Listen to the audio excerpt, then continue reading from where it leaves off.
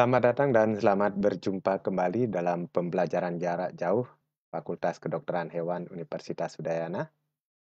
Kami Inengah Kertabesung yang merupakan salah satu staf di Fakultas Kedokteran Hewan Universitas Udayana kembali menyajikan materi tentang mata kuliah Manajemen dan Kesehatan Babi dengan topik tipe atau jenis babi yang ada di Indonesia.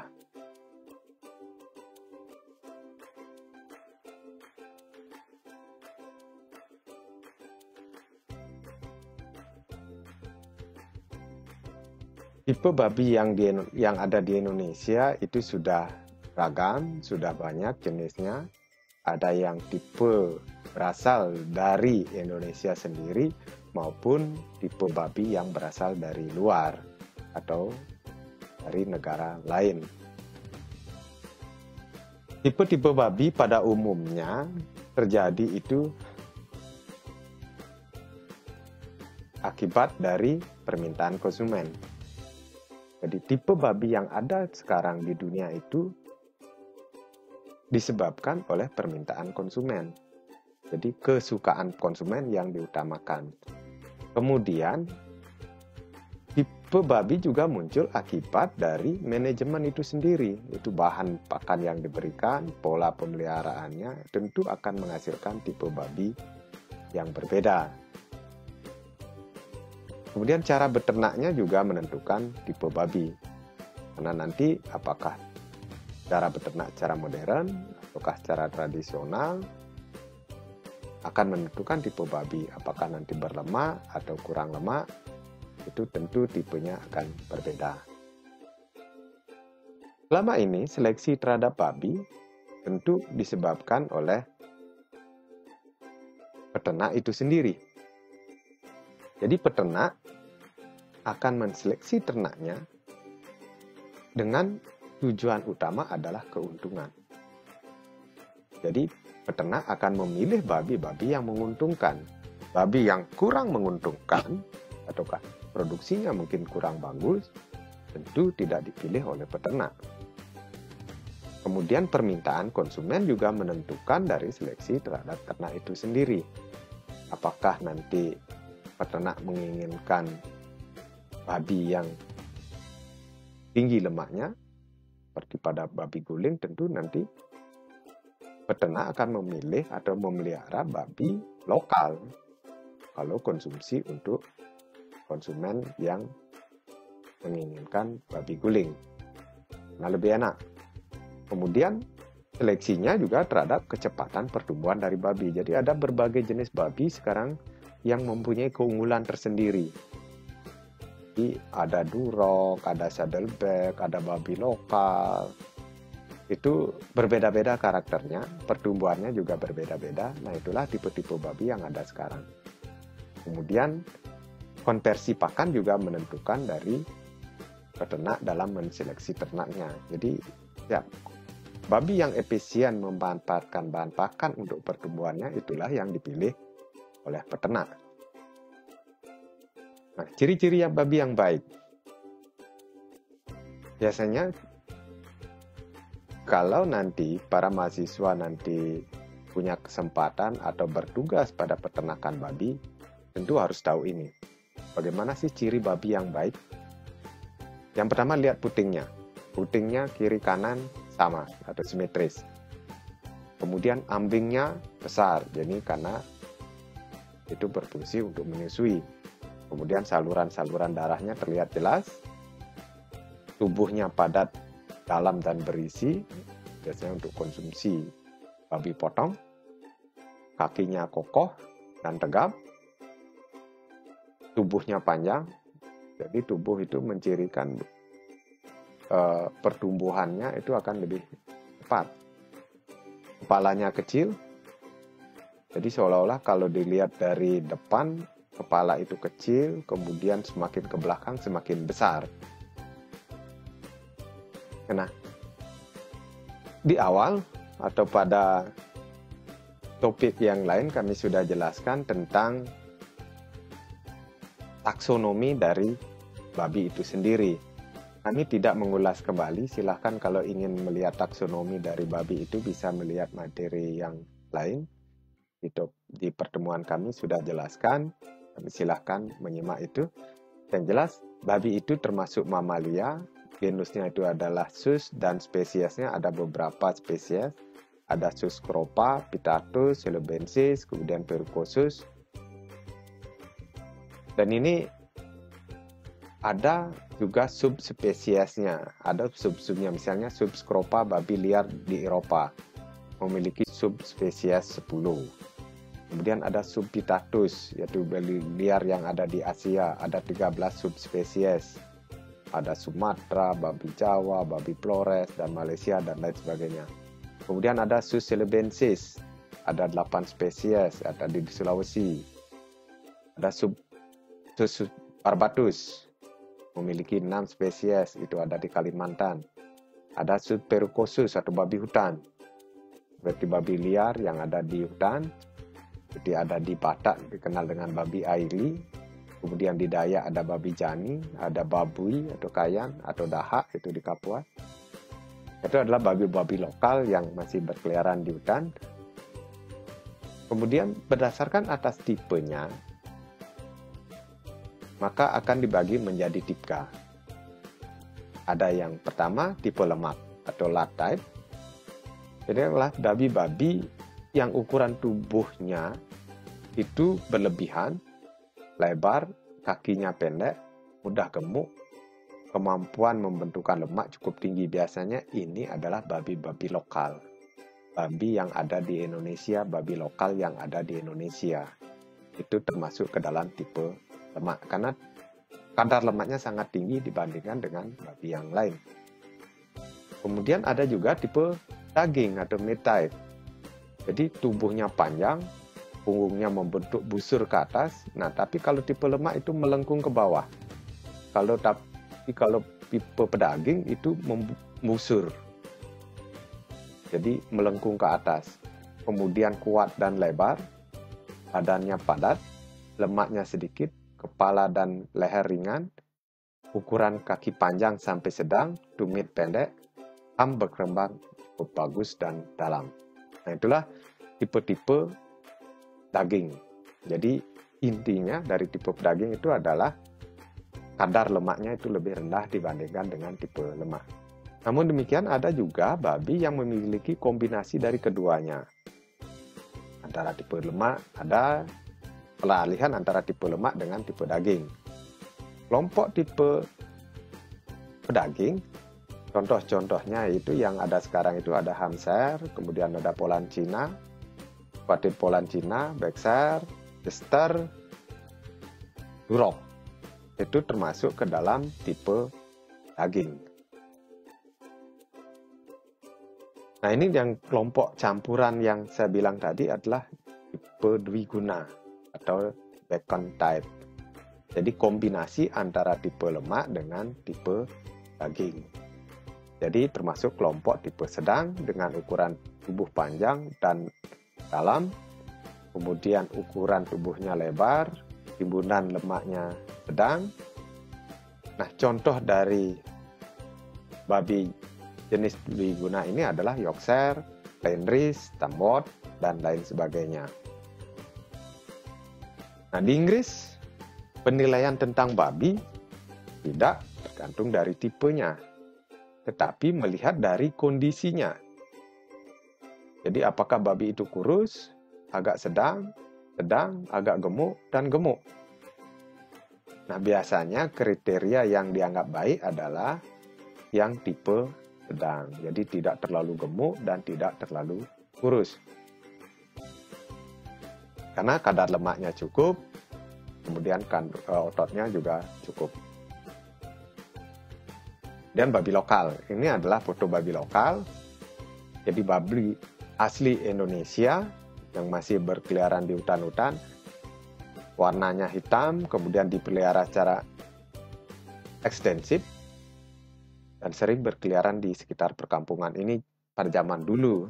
Mungkin kalau di Bali zaman dulu itu masih berkeliaran, tapi sekarang sudah dikandangkan ataukah masih sudah diikat. Jadi sudah mengalami perkembangan. Walaupun jumlahnya sudah menurun, tapi masih kita temukan di beberapa tempat babi jenis ini. Yaitu bangsa babi asli Indonesia, itu adalah seperti ini gambarnya. Ada belang putihnya, atau kadang-kadang juga hitam keseluruhan juga ada. Tapi melihat juga punggungnya itu melengkung ke bawah. Ini adalah babi Bali, babi Karawang, babi Batak, babi Sumba, dan babi Nias.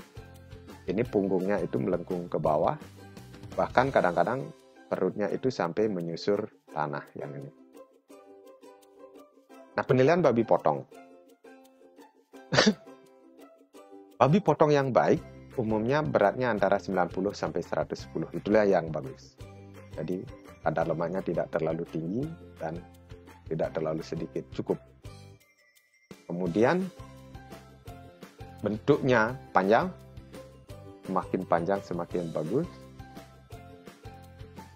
Kondisinya dari depan, kepala itu kecil, makin ke belakang makin membesar. Tapi bukan gemuk. Kualitasnya sehat, bulu halus dan rebah, kulit halus, proporsi seimbang. Kepala dan leher kecil. Bagian depan ramping dan kompak, kaki mengangkang lebar. Kemudian badannya tebal, panjang, kuat, dan bagian bawah perut lurus. Jadi berbeda dengan babi lokal, bagian perut itu menyusur tanah, itu babi lokal. Itu kurang bagus. Kemudian bagian belakang itu bagian yang termahal, itu adalah membesar. Jadi ada ham ataukah ramnya di sana itu lunak, tidak banyak lemaknya. Itulah yang paling bagus, walaupun dari sisi permintaan bukan itu yang nomor satu, tapi yang kalau orang sukanya atau nilainya paling tinggi adalah pada sekitar iga. Jadi, itu yang paling mahal biasanya kalau iga bakar kayak gitu. Nah, ini jenis-jenis babi import yang ada sekarang di Indonesia. Ya mungkin ada masih babi yang lain yang belum ada di Indonesia. Yang pertama babi Landrace, itu babi yang warnanya putih kayak ini. Landrace putih dari depan sampai ke belakang itu putih, kemudian badannya besar dan panjang. Kemudian ada Yorkshire atau Lag White ini. Kemudian ada babi VDL, juga putih, kayak ini. Tapi yang khas itu adalah telinganya lebar sampai menutup mata. Kemudian ada Duroc babi yang warna merah. Ini. Kemudian ada Saddleback, ini ciri khasnya dengan belang hitam, kemudian ada belang putihnya. Kemudian Tamworth, ini warna putih juga. Beda dengan babi Yorkshire itu adalah pada kuping mulutnya. Ini kayak mangkuk, kalau yang ini mengecil. Kemudian ada Berkshire, warna hitam, besar, panjang juga. Kemudian ada Chester White, ya tentu warna putih. Hampir sama dengan VDL, hanya saja telinganya itu lebih kecil. Kemudian ada Hereford, ini warna coklat, kemudian ada belangnya. Itu jenis-jenis yang ada di Indonesia yang sengaja didatangkan dari negara lain. Nah, babi lokal itu ada babi Bali. Ini masih kita temukan di beberapa tempat di Bali seperti ini kondisinya, diikat di bawah pohon. Jadi warna belang hitam putih, ini atasnya hitam, bawahnya putih, bentuk badannya kecil, kaki pendek, punggung melengkung ke bawah, perutnya hampir menyusur tanah yang ini. Babi dewasa kulitnya berlipat-lipat karena kandungan lemaknya, timbunan lemaknya yang tinggi, ada 6 puting susu simetris dan terletak secara baik. Itu ada 6 pasang umumnya, tapi bisa juga lebih. Kemudian babi Jawa, Ini cenderung warna putih ataukah hitam yang berbulu lebat. Bentuk tubuh agak gemuk, punggung agak cekung. Kemudian moncongnya panjang, ambingnya baik dengan 6 pasang puting susu dan simetris tapi cenderung lebih kecil. Ukurannya hampir sama dengan babi Bali. Tapi khusus yang di Tangerang itu ada kayak timbunan daging di sini yang dikenal dengan tesel. Daging yang menggantung di sini yang terbungkus oleh kulit. Itu di sinilah tesel namanya. Itu yang di Tangerang. Kemudian juga ada babi Sumba. Jadi ciri-ciri babi ini, babi Sumba, babi Batak, babi Tanah Toraja cenderung sama. Kecil, kemudian warnanya hitam, walaupun kadang-kadang di bagian bawah itu ada putih. Nah, hanya saja babi Batak itu ada 10 puting susu atau 5 pasang puting susu. Kemudian ada juga mini pig, babi kecil di Toraja, hanya ukurannya 45 cm dan panjangnya 71 cm, warna hitam putih, dan ada yang juga hitam semuanya. Nah, sekarang babi import, yaitu babi Yorkshire atau Lug White. Ini adalah babi yang berwarna putih dan termasuk juga tipe dwiguna atau tipe bacon, berasal dari Inggris, dengan ciri-ciri tubuhnya besar, panjang, hem yang dalam dan halus, telinga tegak, kepala mukanya berbentuk bulat seperti mangkuk. Ini ya ciri khasnya dari babi import Yorkshire. Kemudian seluruh tubuhnya berwarna putih. Bersifat kebuan dan banyak air susunya. Kemudian yang kedua itu babi PDL. Riddle Dwight Lanterken. Ini babi warna putih, merupakan babi yang berasal dari Jerman. Tubuhnya besar dan dagingnya banyak. Telinganya panjang, besar, bergerantung ke muka, jadi sampai menutup muka. Ini ciri khas dari PDL. Kemudian kepala besar dan sedikit panjang. Tulang belakang panjang dan lebar hampir bulat. Kemudian babi Duroc, ini tipe pedaging dari Amerika. Jadi sudah jelas dari warnanya juga akan berbeda.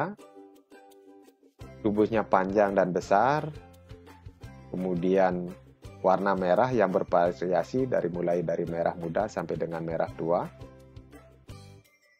Kemudian punggung berbentuk busur, jadi minimal itu rata, dimulai dari leher sampai ekor, titik tertinggi di tengah-tengah, biasanya ini melengkung dia ke atas.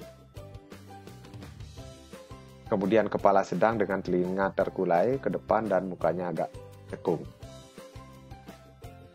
Produksi cukup baik dan banyak anak. Ini adalah babi Hampshire atau babi Saddleback. Jadi sama Hampshire atau Saddleback. Ini sangat khas karena ada belang. Ini babi dari Inggris. Jadi kebanyakan babi-babi yang ada sekarang, babi import yang ada di Indonesia itu paling dominan itu berasal dari Inggris. Karena di Eropa, di Inggris lah paling gencar melakukan update terhadap tipe babi. Kepalanya berukuran sedang dan halus, rahang rata, telinga tegak, punggung berbentuk busur, warna bulu hitam, tetapi pada bagian bahu berwarna putih sampai ke kakinya. Itu ada belang dari punggung sampai ke kaki. Kemudian tembot, berasal dari Inggris, tipenya tipe dwiguna atau bacon dengan ciri-ciri tubuhnya besar, kaki yang sedikit panjang, telinga tegak dan berukuran sedang, kepala yang lebar, jarak antara telinga lebar, moncong panjang dan lurus, kemudian tubuh berwarna merah tua atau kecoklatan. Kualitas daging yang bermutu tinggi. Kemudian babi Berkshire. Ini babi yang berwarna hitam, merupakan babi yang berasal dari Inggris. Tubuhnya panjang, dalam dan halus. Kemudian lebar punggung sedang. Kemudian warna hitam pada bagian keempat kaki bawah, muka, dan ekor. Kemudian mukanya berbentuk sangat cekung, pendek dan lebar, telinga sedang sedikit condong ke depan. Kemudian Chester atau Chester White. Itu sesuai dengan warnanya bahwa babi ini berwarna putih dan termasuk tipe pedaging dengan ciri-ciri tubuh panjang, dalam dan lebar, kemudian seluruh tubuhnya berwarna putih, kepala, telinga dan tegak, telinga terkulai ke depan di atas mata tapi tidak selebar dari PDL. Punggung membusur kuat dan halus, muka cekung, kaki lurus, paha padat dan halus, produksi susu tinggi. Dan peridi, hampir semua babi itu peridi, jadi beranak lebih 1 ekor atau banyak anak dalam satu kelahiran. Kemudian Hereford, nah ini babi yang didatangkan dari Amerika. Jadi warna dasar merah pada bagian kepala, telinga, tubuh bagian bawah, dan keempat kaki berwarna putih. Tubuh relatif kecil, kepalanya kecil, kaki pendek dan halus, dan lendris. Ini juga sudah banyak peternak yang memelihara babi jenis ini karena pertumbuhannya sangat baik. Merupakan babi unggul yang berasal dari Denmark, tipe Bacon. Ini satu-satunya babi yang berasal dari Denmark dengan ciri tubuh panjang besar dan dalam. Kalau agak panjang, telinga terkulai rebah di depan, warna putih dengan bulu halus. Nah, telinganya rebah seperti ini, tapi tidak selebar dari PDL. PDL yang paling lebar. Nah, itu jenis-jenis babi atau tipe babi yang ada di Indonesia. Sekarang, bagaimana sih cara memilih bibit? Kalau Anda nanti diberikan kesempatan untuk memilih bibit babi yang baik, maka yang utama adalah bibit itu harus sehat.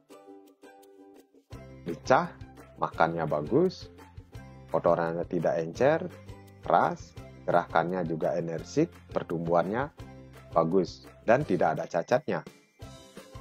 Itu bibit yang baik. Jadi sehat, tidak cacat, dan reproduksi dengan baik, mempunyai jumlah puting susu minimal 8 pasang, 8 di kiri, 8 di kanan, yang letaknya simetris, berjarak sama, tidak mempunyai puting susu yang buntu. Proporsi tubuh yang baik antara panjang dengan tubuhnya sedang, otot yang baik di daerah pinggul dan bahu. Kaki kuat lurus, bisa berdiri tegak, tumit kuat, ekor melingkar. Pertumbuhan cepat dan menghasilkan anak yang lahir banyak, minimal 8 ekor dan berat lahir minimal 1,1 kg.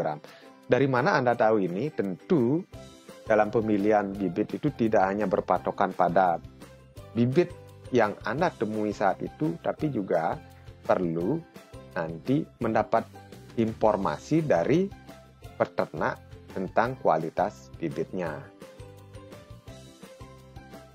Jadi informasi dari peternak juga sangat penting. Jadi bisa ditanyakan berapa sih kelahiran, per kelahiran anaknya yang lahir. Kemudian apakah punya ciri-ciri seperti pemakan anaknya. Itu juga kurang bagus nanti kalau karakternya dari induk itu, kalau nanti indukan itu memakan anaknya. Kemudian ciri-ciri pejantan yang baik. Organ reproduksinya, testisnya berkembang dengan baik dengan kedua testis sama ukurannya. Jadi bisa diamati testisnya baik dari belakang maupun dari samping.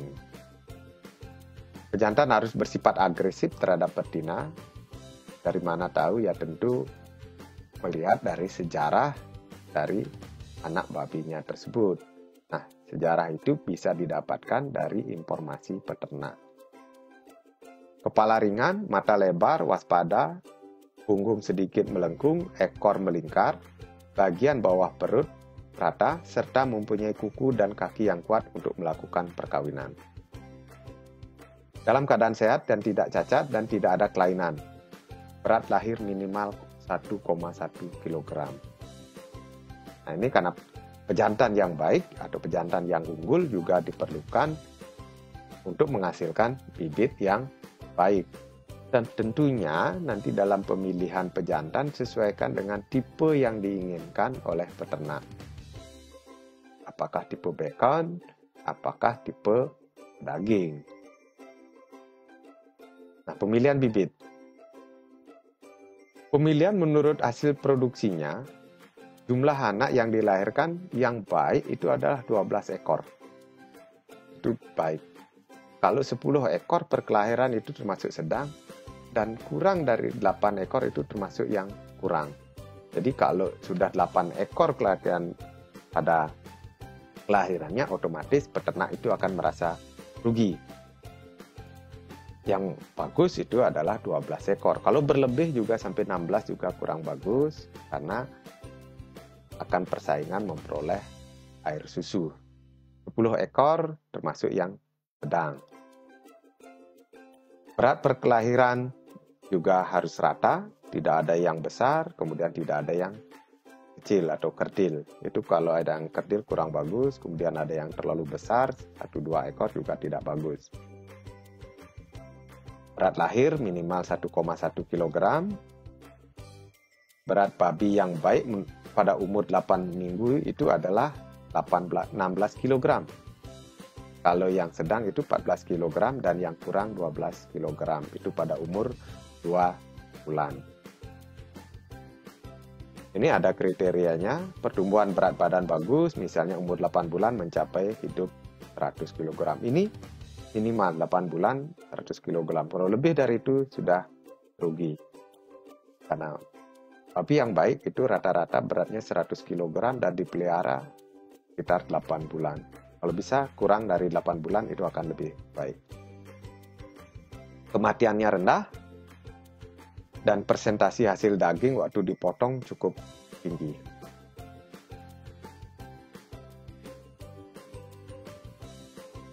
Pemilihan untuk program pembibitan ternak, babi yang akan digunakan sebagai calon induk dipersiapkan. Jadi siapkan yang mana babi-babi yang akan digunakan sebagai calon indukan. Kemudian dipisahkan pemeliharaannya pada umur 4-5 bulan. Nah, pejantan yang akan digunakan disiapkan sebulan sebelumnya untuk mencegah adanya penyakit menular. Jadi, pejantan yang mau digunakan sebagai pejantan harus dipisahkan dengan ternak lainnya.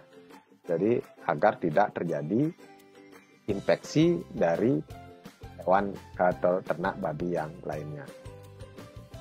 Jadi, perbandingan jantan muda yang betina 1 berbanding 20 dalam satu kandang, 1 sampai 10 atau 15 pada keadaan terbuka.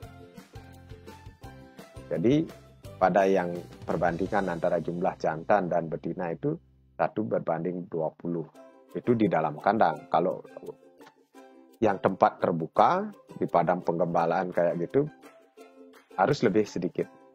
Karena pergerakan pejantan itu lebih keras, atau kerja keras dibandingkan dengan yang ada di dalam kandang.